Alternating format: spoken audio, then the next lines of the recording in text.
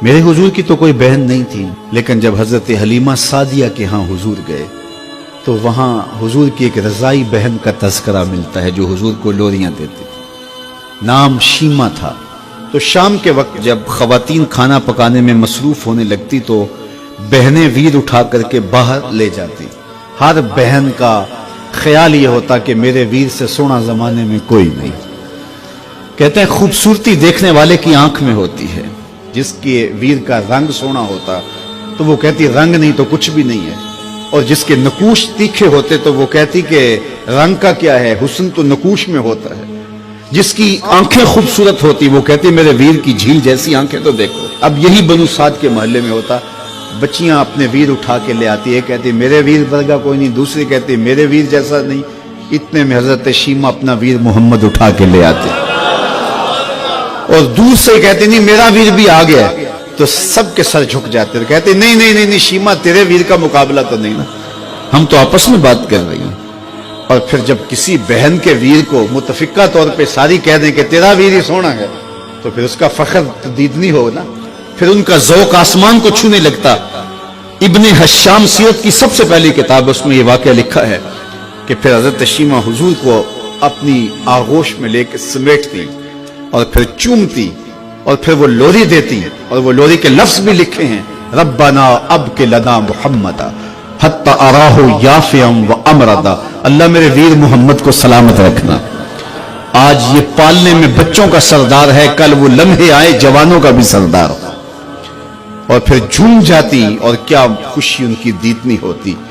और फिर वो मंजर भी आया कि हुजूर अलैहिस्सलातु वस्सलाम मक्के चले गए और ये जवान हुई और फिर उनकी शादी किसी कबीले में हो गई।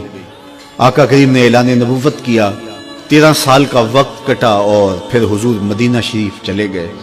जब गज़ावात का सिलसिला शुरू हुआ तो जिस कबीले में शीमा का निकाह हुआ था उस कबीले में मुसलमानों के साथ टकराव हुआ तो अल्लाह ने मुसलमानों को फतह अता कर दी।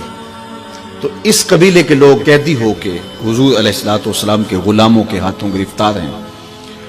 तो ये अपने कैदियों को छुड़ाने के लिए कबीले के सरदार एक एक घर से फिदिये के लिए रकम जमा कर रहे हैं। चलते चलते शीमा के घर भी पहुंचे जो कि एक उम्र का हिस्सा गुजार चुकी थी, और जाके कहा कि इतना हिस्सा आपका भी आता है। कहा किस लिए? कहा वो जो लड़ाई हुई है इतने हमारे बंदे गिरफ्तार हो गए तो उनको छुड़ाना है। तो चलते चलते बातों में किसी के लबों पे हुजूर का नाम आ गया।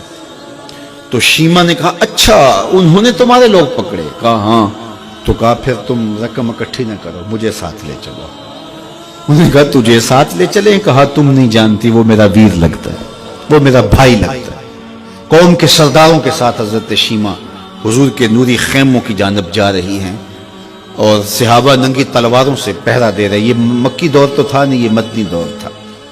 और शीमा कौम के सरदारों के लेके जब आगे बढ़ने लगी ना तो सहाबा ने तलवारें सौंप दी, रुक जा ए देहाती औरत, जानते नहीं आगे कूचा रसूल है, आगे बगैर इज़्न के जिब्रील भी नहीं जा सकते, तुम कौन हो? तो शीमा ने जो लफ्ज कहे वो लफ्ज नहीं है। उसने कहा खल्लू सबीली वालमू आना उख्त नबीयकुम, मेरी राहें छोड़ दो, तुम जानते नहीं मैं तुम्हारे नबी की बाजी लगती। तलवारें झुक गई, आंखों पर पलकों की चिलमने आ गई, रास्ता छोड़ दिया।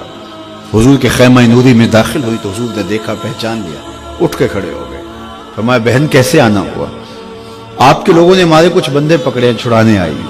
तो फरमाया बहन तूने जहमत गवारा क्यों की? तू पैगाम भेज देती मैं यूं ही छोड़ देता, लेकिन तुम आ गई हो, अच्छा हुआ मुलाकात हुई। फिर हुजूर ने कैदियों को छोड़ने का ऐलान किया और कुछ घोड़े और चंद जोड़े हजरत शीमा को हुजूर ने तोहफे के तौर पे दिए।